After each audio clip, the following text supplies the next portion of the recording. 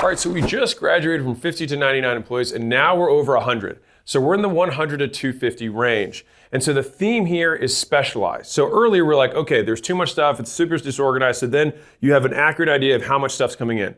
But now that you have all this stuff going in these buckets, we have to start specializing. And so at this point, again, 100 to 250, your role is that you're now president. So now you do have that full executive team. And so this is the leadership structure. So at this point, you really have 4 layers. So you don't actually add a top layer at this point, you actually add more bottom layers. So you're gonna have at this point really like a fully built out executive team, a fully built out director team, a fully built out suite of managers, and then even managers below them or leads, whatever you wanna call it. So you almost have like junior, senior management, directors, executives. Again, everyone calls this something different in their own business. So please just like, I'm using the most common terminology. But at this point, especially when we talk about like your role as president, you are now the leader of an entire community. And this is really the shift that you go through right now, is it goes from leading a business, leading a team, to leading a community, to leading a team of teams, and having to be the one that is directing multiple very robust teams that all come together. And I'll just speak to the fact, like we've gone through this phase 3 times. And so this is just our experience of the 3 times we've gone from 100 to 250 in terms of like getting into this specialization lane. And so the number of companies here is 900,000. So it's less than 1 million companies in the United States are even at this level. Out of the 30 million we started with, that was already only 9% of people. All right, so kudos to you if you get to this level. Like it's very, very rare. All right, so let's start with product. So good services and results that you deliver. The constraint at this level is that your product now has too many features and overwhelms customers. All right, and so this is because it's kind of become this Frankenstein thing. You keep adding, and keep trying to solve these problems, but now you've got this thing that's just got so much stuff attached to it, right? And so to graduate, you want to survey, prune, and improve through deletion. And one of the cool parts about improving through deletion is that pruned items can actually become cross-sells, which I'll explain later. So here's our delete everything but essentials, and then pruned items can become cross-sells using that I like to call it sawdust, but you take the extra branches and then you put them in and they become something else. All right, so this is what this looks like. So I know this also from school, is that the number one reason for cancellation, if you have a recurring business, but even any really business, cancellation might not be that they cancel subscription, they just stop coming back. It's just overwhelm. It's just too many choices, there's too much stuff going on. And so they're like, it's too much effort, I'm good, right? And so instead of thinking like, I need to add more, we have to think, okay, how do we make each feature of our service or product good enough to be worth the investment on its own? And so I like to think about it like that, which is like, instead of saying, oh, there's 14 things, but if you ever listen to customers, a lot of times they're like, oh yeah, it's worth it just for this. That just for this thing is the core value. And then the rest of it, believe it or not, actually detracts from the value because they're justifying why they don't use the rest because of how much more valuable this is. And so you would, in a very real way, have a more valuable service if you didn't give them something that they didn't use. The piece that I like to think about this is also like magical product creation. So like, is there a way that we can make our product work without them doing anything at all? And so there's classic products like this, like I think I mentioned earlier, like alarm systems. You've got, the energy in your house, Wi-Fi, your phone. These are all systems that just work without them. And so the magic is, how can I get people to do basically nothing and provide them value? When you get to that point, it's like you've won, right? But the thing is that when we're thinking about that, like what feature do I want from internet? I want it to work and I want it to be fast, right? What's the feature I want from there? I want it to work. A lot of times it's like, what is the just get it to work look like for your service? And usually if you ask your customers, it's 1 or 2 things. That's it. And a lot of the times what happens at this point is that you get here because you're constantly looking at what new things your customers would want rather than how do I make the current things I have better, right? And to support Alex's point that he just said, there's a study done by McKinsey that I thought was really compelling, which talks about how the companies that prune 6 times as much are 3 times more profitable than companies that don't. And actually the best CEOs out of it, this is an entire study that McKinsey just did, they wrote a whole book about it. The best CEOs that are in the top 10 percentile, they are the ones who prune 6 times more. So they're not adding 6 times more things, they are pruning 6 times more. Because people, especially when you start getting bigger and bigger, like people have time on their hands and they start just doing stuff. And so like uncontrolled growth is cancer. And so we want to make sure that we cut that cancer out and make sure that we're growing only in the right direction. And so I love this quote from Elon, but he said, you need to delete until you have to add 10% back. He said, you keep deleting until you're like, oops, I deleted too far. Because until you add something back, you didn't delete enough. And this is kind of where you start to have to think with this hat. It's like growth is no longer about just addition. And so there's this story from years and years ago, so this will date me, but there's something called Dragon Dictation. This is, back in the PC, like some people might remember it. Anyways, they came out with a 2.0 version of Dragon Dictation. And the new version, 2 years later, had 0 new features. It just had better dictation. So it just had a higher comprehension per word that people spoke. And so when I hear that, I think about that, I just think it's like, what's the job that your product does or that your service is going to do for them? And how do I just make it better? And the reason that most people don't want to confront that is that that's harder to figure out than just adding something new. And so this is the discipline of the product team. This is the discipline of the founder, of the CEO being like, you know what? We just got to get better. We just got to keep getting better. Like, what are all the details? This is where you go deep on stuff. That's where better really crystallizes. And I would say, like, to go deep, you repeat. That's something that I say all the time, but like at this point in the business where you're at, is you're gonna notice through all of the different functions that we're gonna walk through, there's a lot of repetition, because it's really fun to make a new product, but to repeat and redo the old one over and over and over again, nobody likes doing that. And so I just give this quote that a lot of people in the school community have like kind of quoted me over and over again. And this is a little bit more for media business, but I think it's still a good perspective, is that you want to think value per second, not seconds of value. And so that seems obvious for media, but really for anything, the amount of consumption that the customer is going to go through, it's like, how do I make every experience they have more distilled, more value packed, rather than more value, right? Value per second, not seconds of value. It's about density, value density. And so there's this fancy graph here where you've got, okay, high value, high willingness to pay, high value but low willingness to pay, low value, high willingness to pay, and then low value, low willingness to pay. And so you've got your trash. So obviously, if it's not valuable and people don't want to pay for it, that's just trash. Like no one wants to build that. Table stakes is stuff that everybody in your industry does. So it's high value, but because everyone else does it, it's like they're not willing to spend a lot for it. It's not differentiated, which then kind of leads to, okay, well then what is differentiated? Well, it's high value, and because no one else can do it like you can do it, there's high willingness to pay. Think about that as pricing power.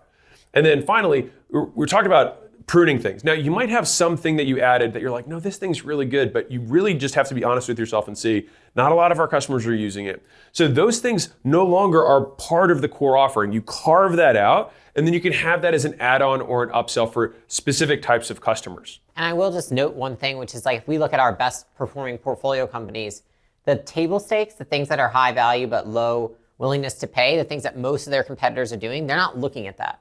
I think that that's actually something that we've done really well, and we encourage all of our best companies is don't look at your competitors, look to your customers. Look to what they want more of. Most of the time, they want to improve the current thing. They don't need you to build a competing product with the one that came out from your competitor. And so this purple line represents the pruned items can become cross-sell. So you can carve out stuff here that isn't as high value, put it over here. For some people, it might be high value, and for them, they'll be able and willing to pay more for it.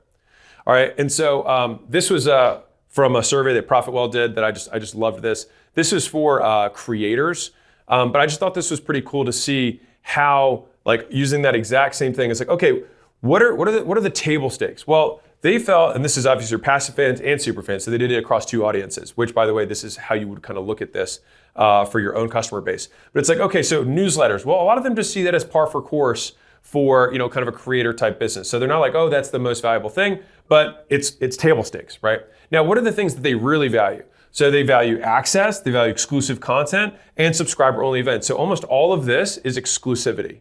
If you just look at it, it's almost all of these are exclusive things.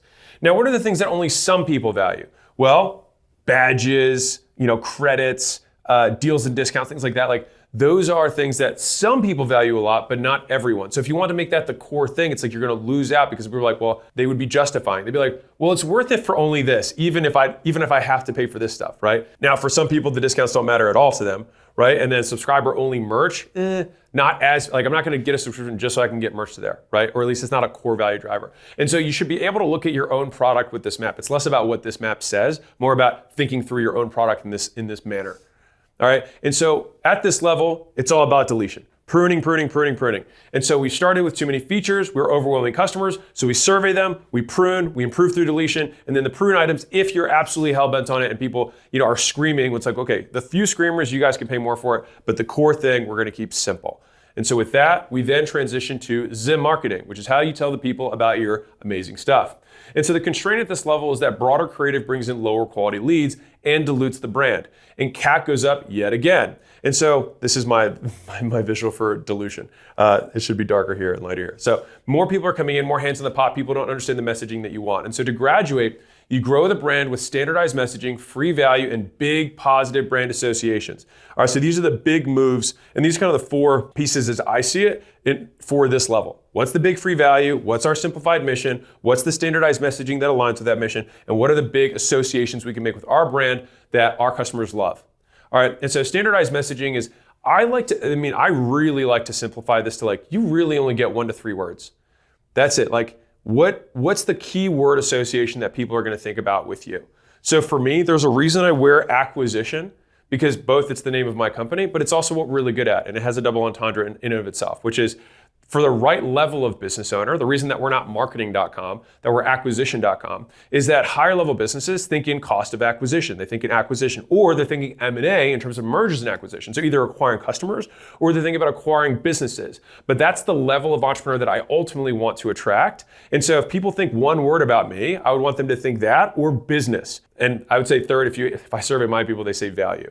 Those are the 1 to 3 words that people typically associate me when I look at surveys.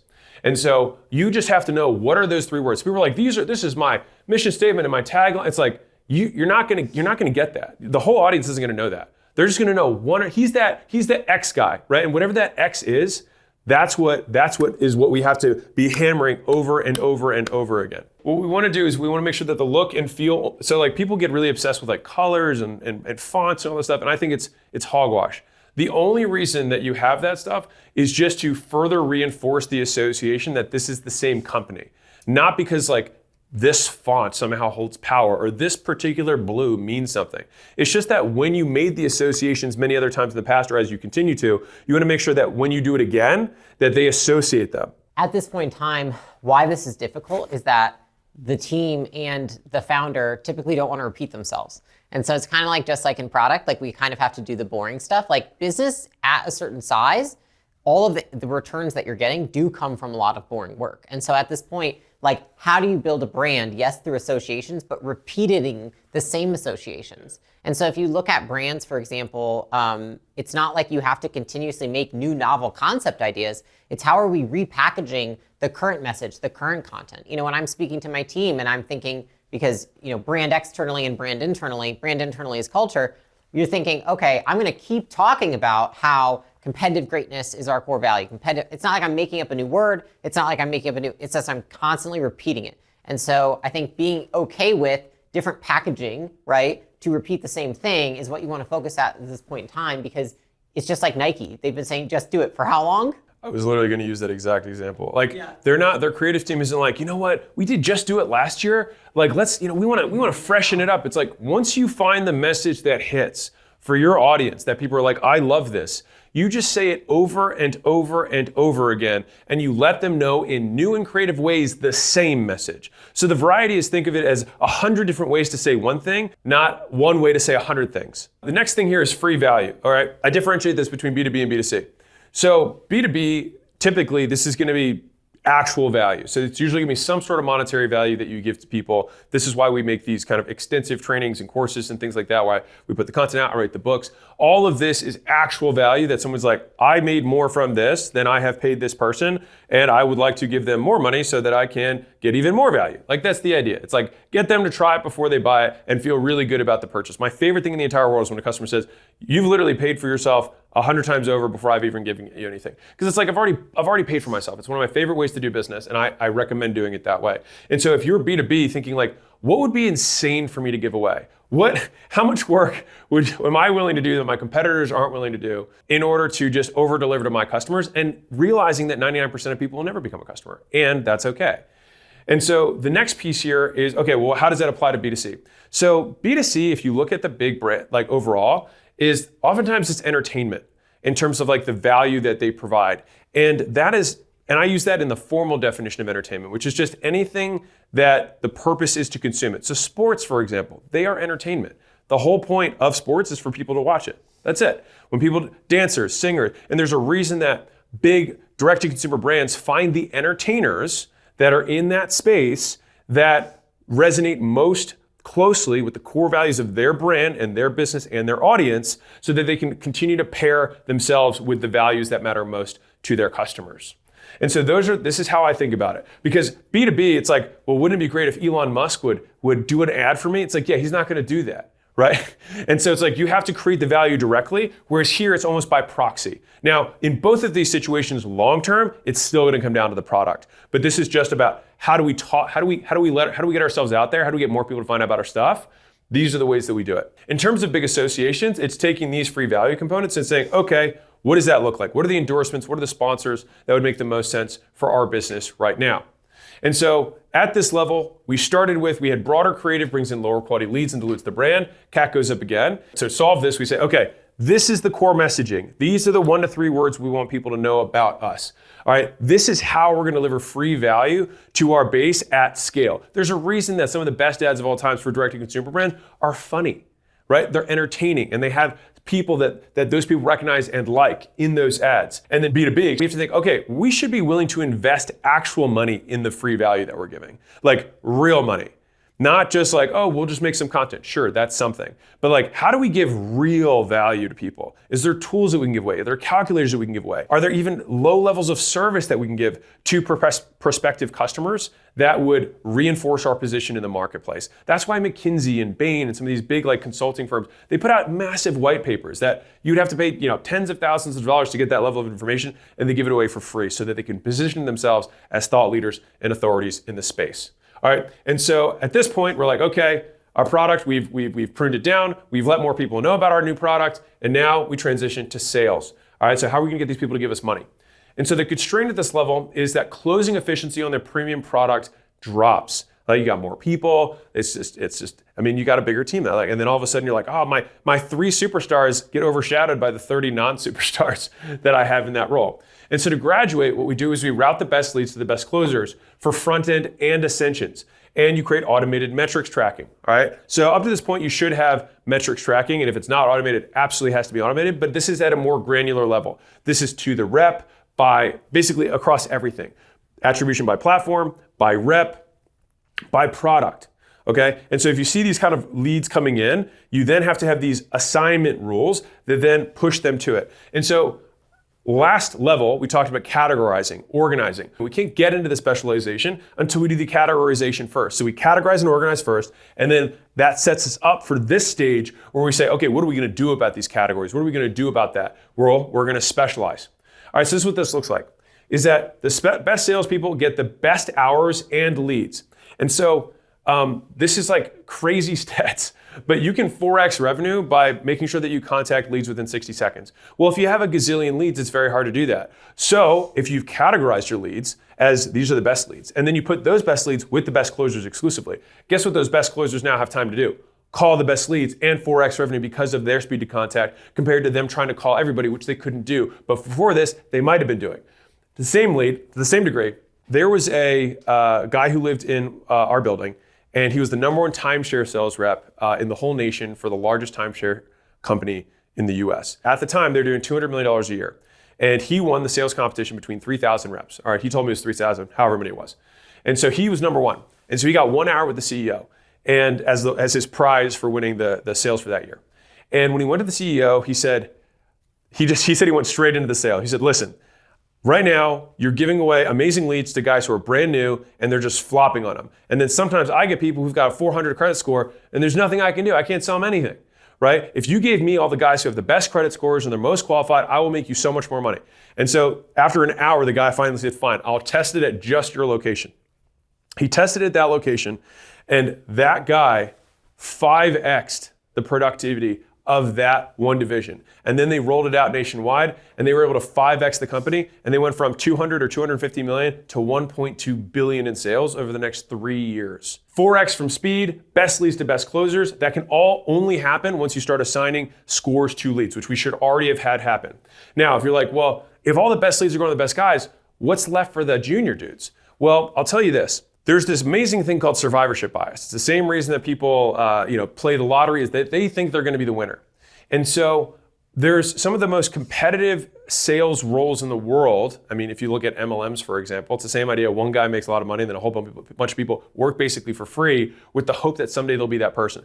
And you're like, oh, I can't believe it. Well, guess what? The same thing works in insurance. Same thing works in private wealth management. They bring tons of people in, and they will work for years because they know they've got a shot at becoming a guy who can make $1 million a year or 500 grand a year. And so the rich do get richer. The best closers all of a sudden start making a ton of money. And that then attracts way more also studs to come in the bottom. And then they sharpen their teeth on these bad leads. And so it's actually the most efficient for the business, because when you bring someone in who's not experienced, they then flub on flubbable leads.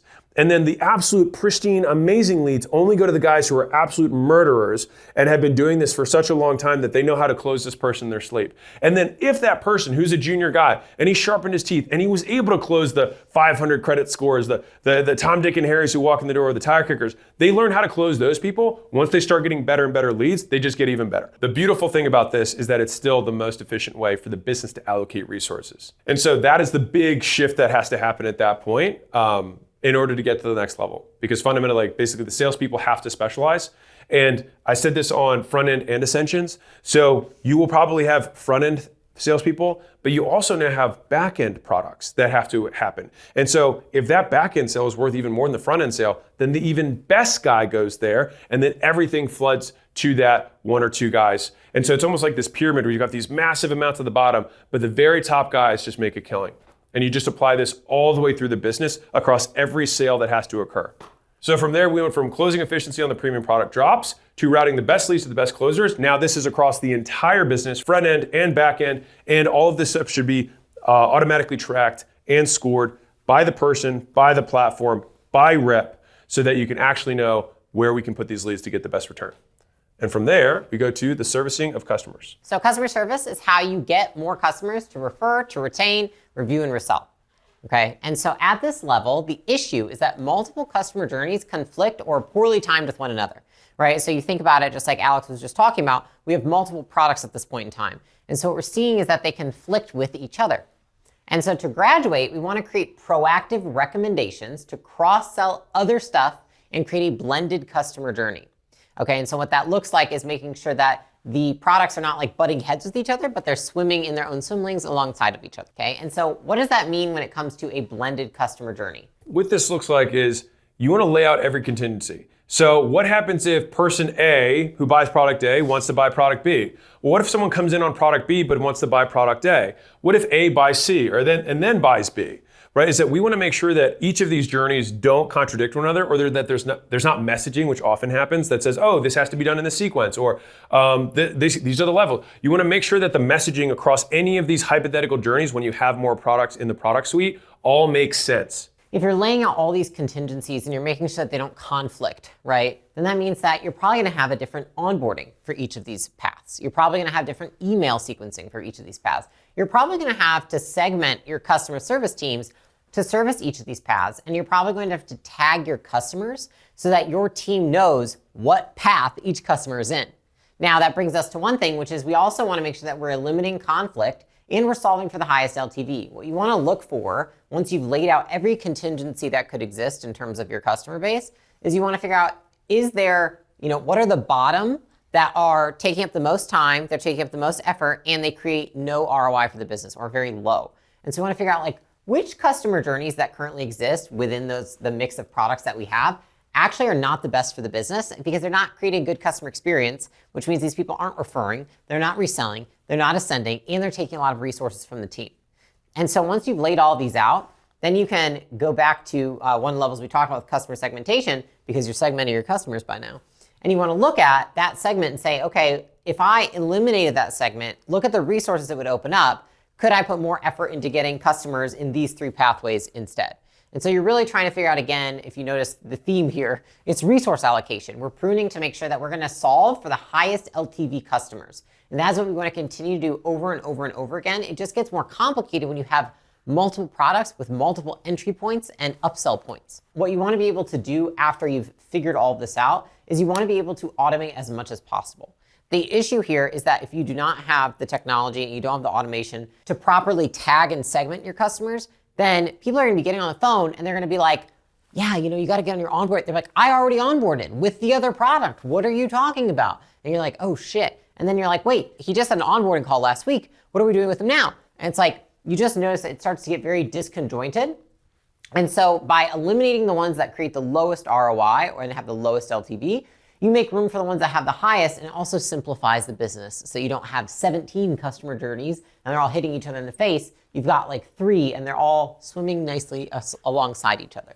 And so, for example, at Gym Launch, we had our sister company, Prestige Labs. And so we tested a while where we're like, okay, can we get people to buy Prestige Labs as a gym and then upsell them Gym Launch? And we tried that for a while. And then we tried, okay, can we get people to buy Gym Launch and then upsell them Prestige Labs? And it turned out when we actually tested these side by side, the LTV of this pathway was significantly higher than the LTV of this pathway.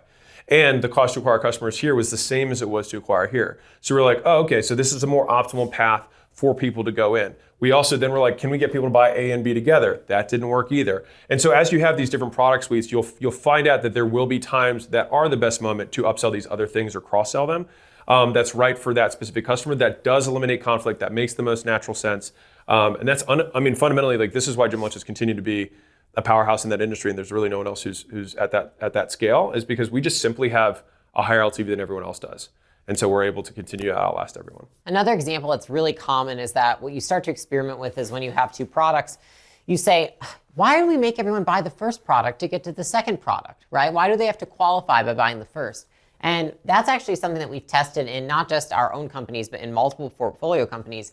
And we actually found that those customers who came in to only buy the higher level product and didn't go through the lower level product, oftentimes got created the highest churn and they had the lowest LTV. And the reason for that was because a lot of companies at this point, you're optimizing what currently exists, but to create an entirely new onboarding customer journey, et cetera, for a product and actually a new way of acquiring customers, because essentially what you have to do, you have to have a new front end as well to set expectations properly.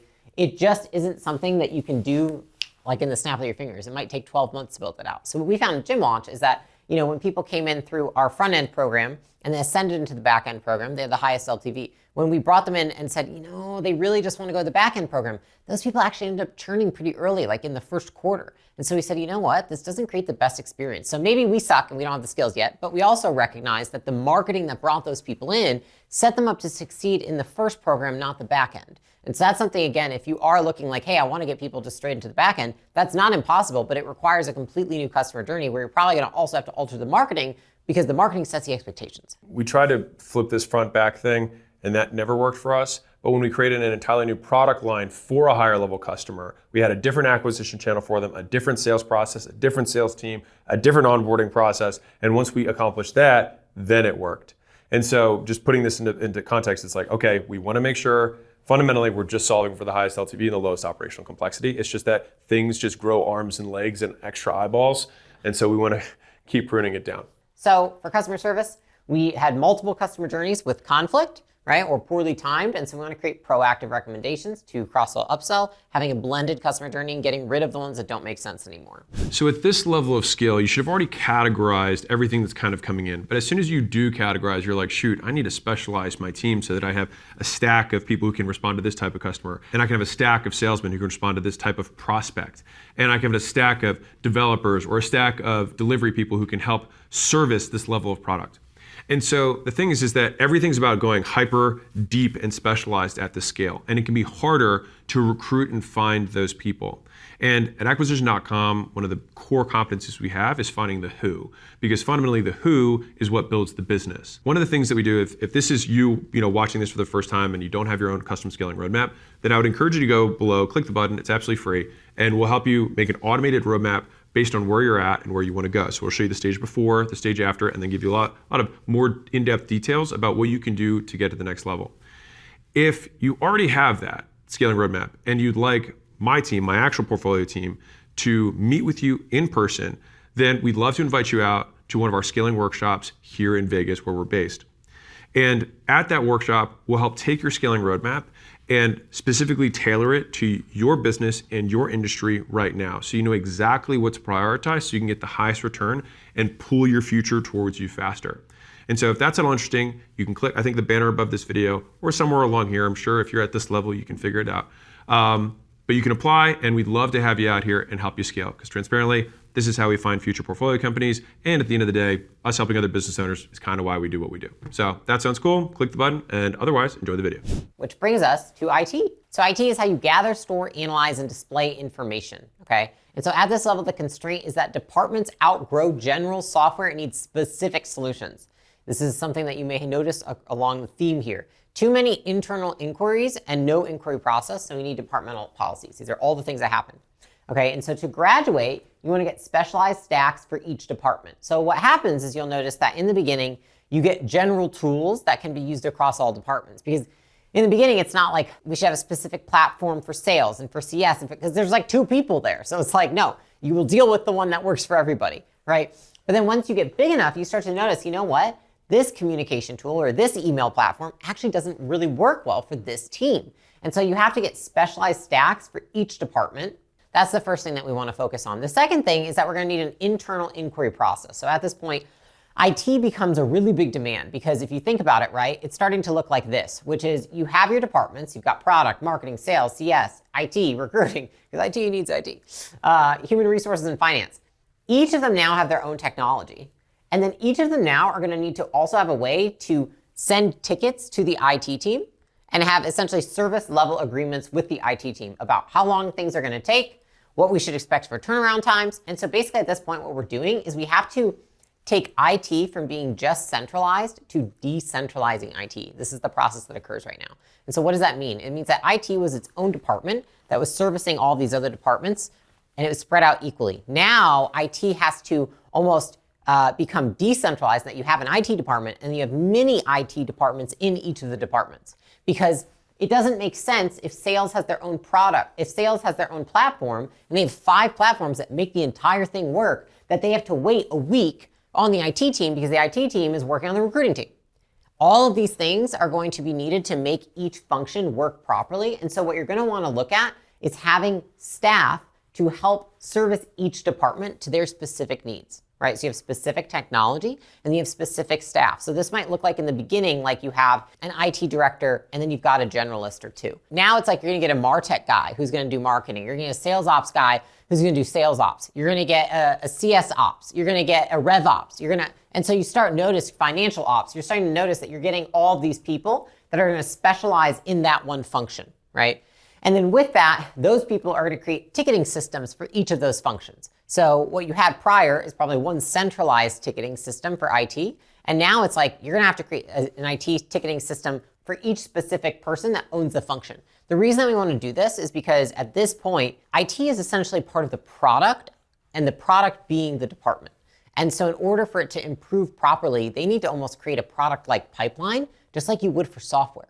And so at this point, this is where a lot of things break, because people start to hate the fact, it's like first people hate the fact that they rely on the IT department because they're like, oh my gosh, you guys are so slow.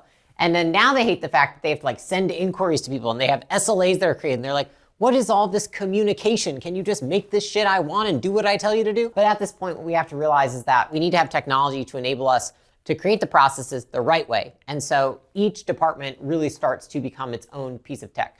And sometimes you may end up finding yourself with some custom developers that you bring in-house or that you contract in order to build like specialized tools or patches or integrations. And this is a big cautionary tale for you.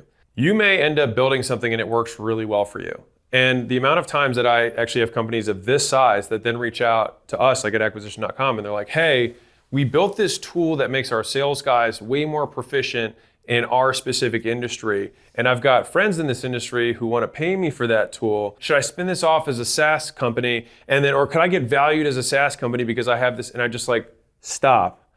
You built these things for yourself. You didn't like, well, what about Slack? Slack didn't have revenue.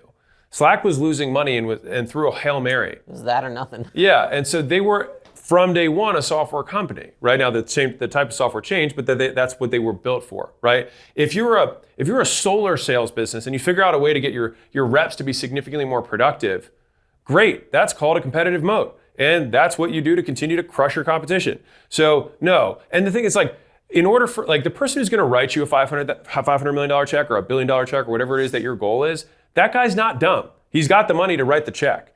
All right, he knows that your solar sales company isn't a SaaS platform.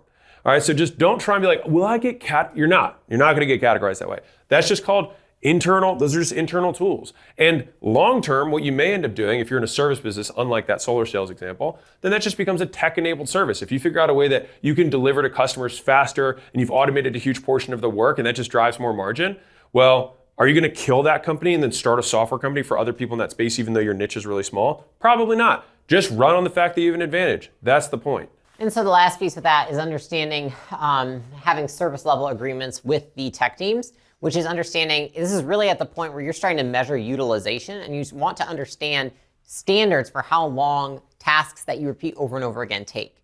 So what that might look like is how long does it take to fix a server when it's down? How long does it take to onboard a new rep for the sales department onto this specific tool? How long does it take to build a funnel for marketing? Those are all things that in order for you to know how big your team needs to get and how efficient they can be, you want to have SLAs so that you know how long things take, what kind of the workload is, and if you need to hire more people. That is IT, right? So we start, the departments outgrow general software, they need specific solutions, and then we have no inquiry process, and so we need to create one with SLAs and get specialized stacks for each department. Which brings us to recruiting.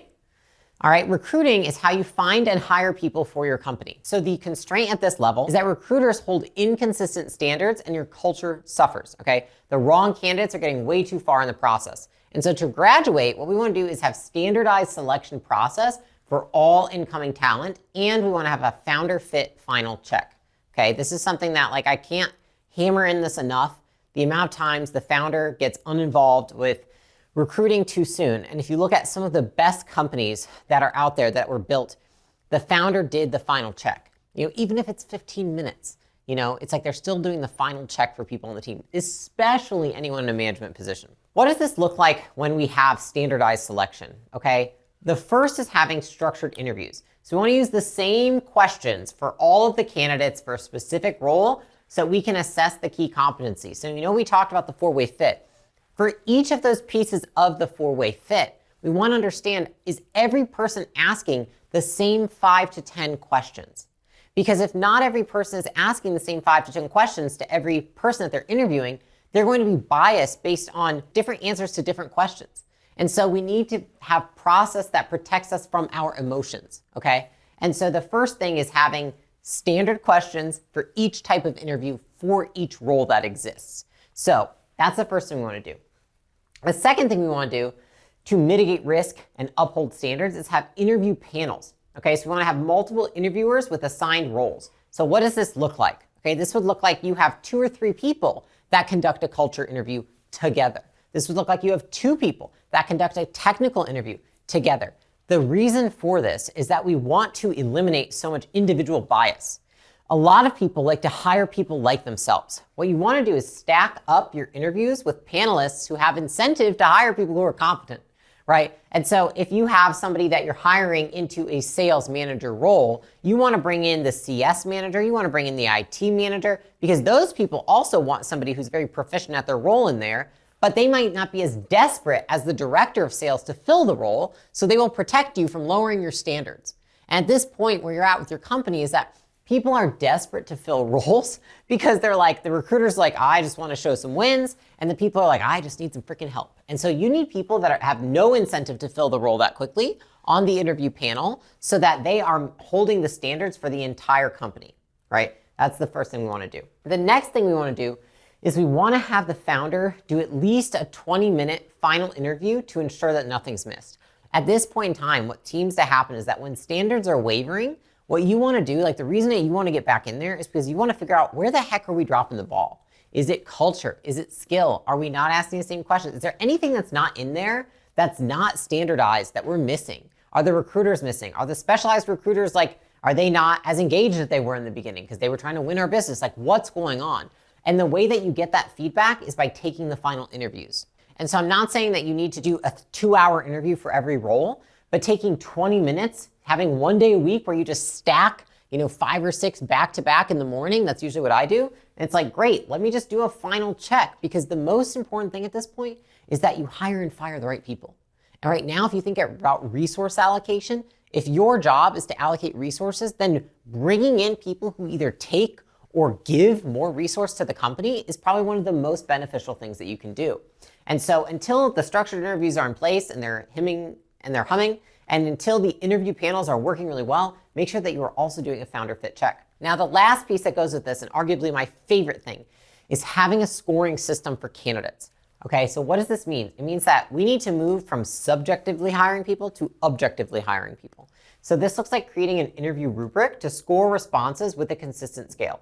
The easiest way that you can do this, guys, is like, there's so many fancy ways that we can do this. I also fucking hate the fancy ways, because it's like, all right, so we have like a 30-point quiz that we've got it, and then people just, honestly, they don't want to fill it out correctly, so they just like don't think about it and they don't do it. We need something simple that people on your team will actually take the time to fill out. And so my favorite thing to do is to have 5 scores for skill and 5 scores for culture fit. That's it. And it doesn't even need to be 5 for culture fit. However many values you have, that's however many you're gonna score on culture fit. And all it is that you take the 5 top skills the role needs, and then your core values, and you have the person score on a scale of 1 to 5, how do they rate on this skill? On a scale of 1 to 5, how do they rate on this value, etc. And so then what you can do is you can have each candidate that's in the final round, you can look at their scores. And I do this all the time, even with myself, and I will tell you, there's so many times that I am like, I really like this candidate. And then I'm like, I put their scores down, I'm like, shit, this person's higher. Because a lot of the times what you'll see at this point, your team might not know this, is that likeness blinds us from someone's actual skill and what they're actually gonna bring to the table. Because some people are just really likable. They're really charismatic and they're really good at interviewing and making you like them. But they're not really good at doing the job. And interview skill does not equate to ability to do the job. And this has just been something that like I've seen as well, which is like just thinking about interviewing as a completely separate skill from whatever the job that you're hiring someone for. Some of the best hires that we've had have had honestly horrendous interviews. But we're like, okay, objectively, do they have this thing? Do they have this skill? Do they have this skill? What experience they have? How much detour are they able to show? Versus like, man, I just love this person. And if you're like listening to this right now, you know those people that you just loved on the interview, and then they came in and you're like, I love them, but they're actually not that good at this job. And so this has just been an evolution for us. Yeah, and a lot of times it's, you enjoy talking to them, but they don't actually bring a lot of value to the business. And so that's why having a scoring system in place is so important at this point in time. We want to have structured interviews, interview panels, do the founder fit, and then score your candidates after each interview. And each of the people who do these, because we have a multi-step interview, right? So you have multiple people scoring.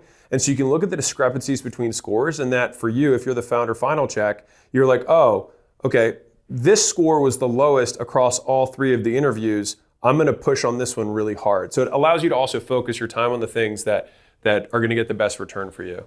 Yeah, Alex knows, like, one of the things that I love to do is watch all the interviews before I interview with somebody, and then think like, what's the one thing that's like a big red flag, and then just straight up ask them. Be like, why does it seem like you're so defensive for feedback? And then people are like, what? And then I want to see, by asking that question, are they actually defensive to feedback? So anyways, it's a great use of time.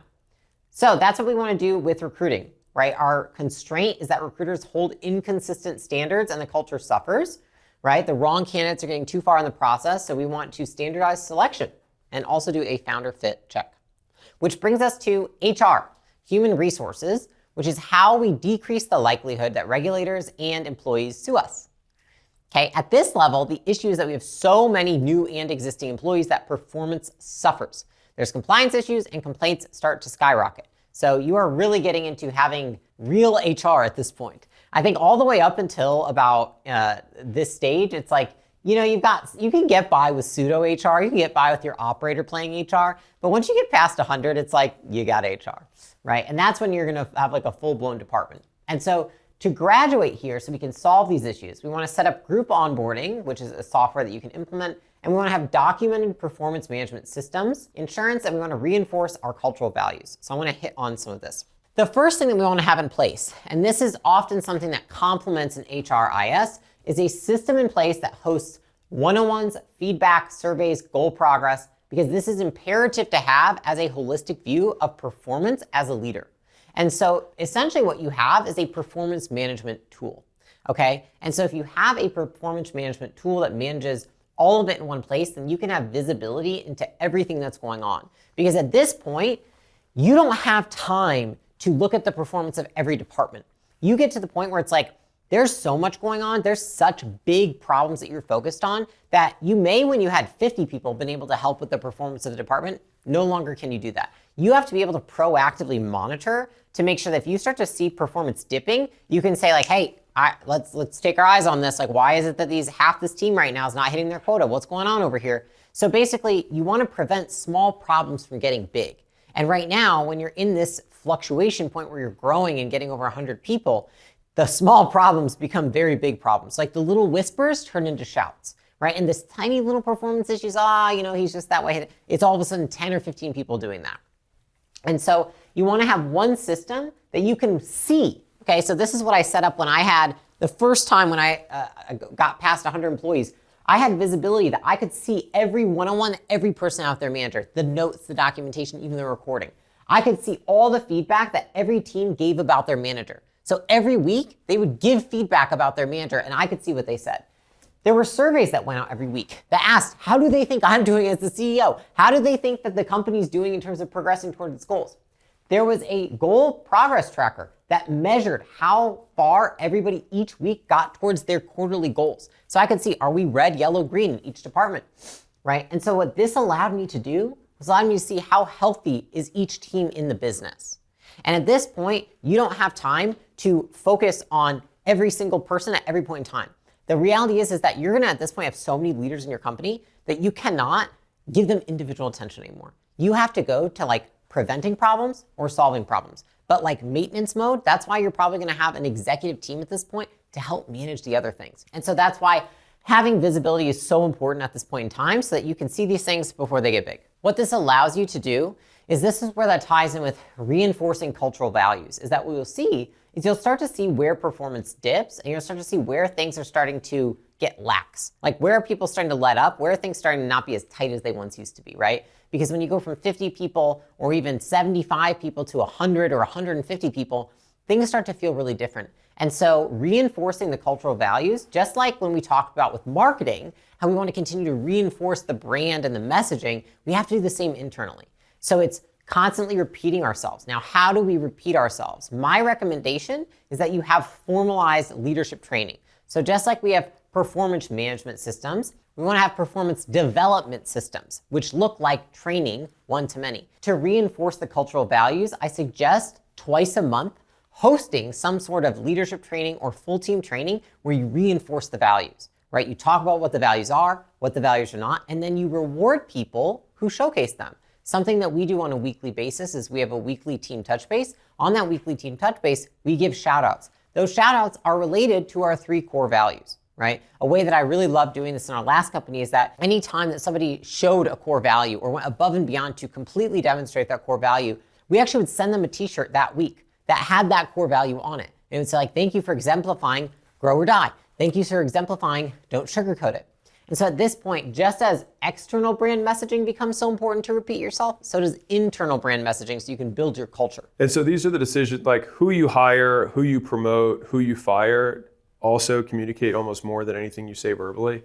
Like if you say we have these values and then you allow someone to be a shithead that doesn't actually do those values, it communicates more than anything that you're gonna say. And so people look way more about what you do than what you say in general. So that's just as something that we've seen. The second piece that I wanted to add on is that Layla touched on like learning and development, training.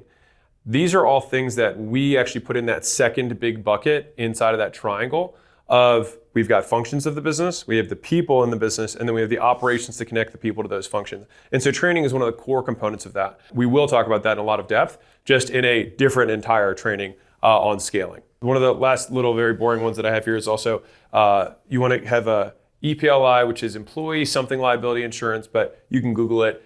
Usually at this point, like you're going to want to have it's like sexual harassment, things like that you want to have insurance against because you're a company now and HR is a thing and people will sue you. So HR, right? We have too many new existing employees. Performance is starting to suffer. So we want to implement performance management systems and reinforce our cultural values. So here we are. So finance, this is how you manage your monies. All right, so the constraint at this level is that you're still paying retail for everything and you're getting overcharged for everything. Your cash is unprotected and likely getting very low returns or no returns in general. And so to graduate, we have to renegotiate rates on everything. Cash, you want to shift into yield accounts or something that gets a return for it. You want specialized finance roles, especially around tax mitigation. And you'll have to have internal financial audits, kind of like you'll want to start putting a cadence in place where it doesn't have to be a third-party firm, but you want to be able to audit your own financials to make sure that's legit, because at this level, you're making a lot of money. Like there's a lot of money that's coming in and you're not close to it. And so you have to have some sort of check system. The amount of horror stories that I have, we've experienced, and also like other founder entrepreneurs that we know that, get past the size and beyond, millions of dollars getting lost, stolen, misallocated. Like it's not like, 10 grand here, like that, you're losing that right now for sure every day all over the place. But like millions of dollars can get lost. Number one, the monthly expense cleanse. So the cool thing with this is it drops straight to the bottom line. So we have a cadence in place for our financial departments that every quarter or so, they will look at every single subscription and just say, okay, what can we delete here? And they will reach out to those departments to say, are you sure not only are you using this, but are you using it at the level that we're currently paying for? And I would actually highlight here, this is something that I actually lead each quarter. And then I ask people on the team, can we get rid of this? Because what you will see is that people on the team want to keep everything, don't like deleting things. And so you need somebody to push to get rid of things that we haven't used in the last quarter. And so waste just happens a lot at this point, right? And so I love this reminder, like Twitter, Elon came in and laid off 80% of Twitter and they were fine. Now, media has whatever news they want about it, but as far as I'm concerned, I'm on the platform. I see the thing continuing to grow. People overhire, like, do we need all these people? Like, you have to have somebody kind of questioning like status quo on a regular basis, and they have to be a little bit more dominant in terms of personality. Like, they have to be more assertive, because if it's just like, oh no, we need them all, it's like, no, but do you really? Like, show me utilization. What are our tickets coming in? Do we need this many? Do we need this coverage, right? So the next one, after you have you've got this cleansing process in place for both people and technology, you then think, okay, well, I'm an enterprise business now, and you should be getting enterprise pricing. And so you should be getting volume discounts. And so I would highly recommend literally reshopping it to everyone. Like, go to every single vendor you go to and buy from and ask, okay, we came in here and we've 5x'd our volume since then, but we're still paying retail. And the way that we shop it is like, we just go get 3 other vendors, show them what their rates are, show them what they're willing to pay us to switch to them. And then all of a sudden you'd be amazed at what people will do in order to keep your business. The other thing that kind of goes with that is just like when you reshop, also like renegotiating the level of service you get, because at this point your business has become much bigger. It makes sense that you get a much higher tiered level of service. And so do not settle for whatever you had 100 people ago. You probably need more hands-on, the phone number to the rep. You need to be able to not have to go into the bank to do everything. There's a lot of stuff that you can get and you can leverage at this point. Yeah, I mean, you should have the business banking. You should have a banker who's specific to your account. Like, you're doing you're making them a lot of money, and so that should be happening. In terms of cash yield accounts, like at least today, given the current market, you should be, this number will change in terms of what percentage yield is, if you're looking at this in the future. But that money should be making you something. And at this point, like when you have 50 grand, 100 grand that sits in your checking account, it's not going to make a huge difference if you're making 5% on that or not. If you have 10 million in your account that's sitting there just for normal business functions, then 500 grand a year is material, right? And so making sure that you're just in those accounts that are going to get higher yields, it's an easy one move thing that just makes you way more money. Begin internal audits. So I referenced it earlier. You just want checks and balances, just because this is uncomfortable to say, but the most likely place of theft actually happens from internal. So as much as we have insurance, we want to stop against malware and phishing and all these these scams and whatnot. The most likely people to steal from you work for you. The one thing I will add to that is just like, as the founder or the CEO of the business, like thoroughly reviewing your financial statements each month is not a luxury, it's a requirement. Like, if you want to get ahead of those things, understanding how to read the P&L, consistently reading it, and not thinking that just because you've brought in, you probably have a whole financial team now, like, oh, I don't need to step back, I can just get the high level. No, I suggest continuing to dig into it every month and just keeping that as knowing like that's part of your job, no matter how big the company is.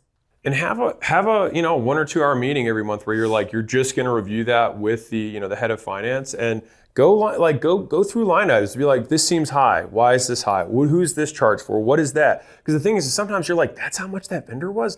Man, we got to get rid of you have to keep a pulse on this stuff, or you have to have a CFO who's just an absolute savage. It might be who does that on your behalf. And I would say that at this point with your financial statement, you should absolutely not just be getting the financial statement, but you should also be getting notes as to why things change each month. So why is this higher this month? Why is this lower this month? I have basically anyone at this point in time, you basically want them to have that, write that. So it's like you have all the financials and then you have a notes section on the side next to each line item explaining why it's maintained, why it's gone up, or why it's gone down. So you don't want just people to deliver numbers, but they need to be able to tell the story of the numbers, what they mean to the business. And so if you don't have a team that can tell you the story of what the financials mean about the business, you probably have the wrong financial team, which we'll talk about in another video.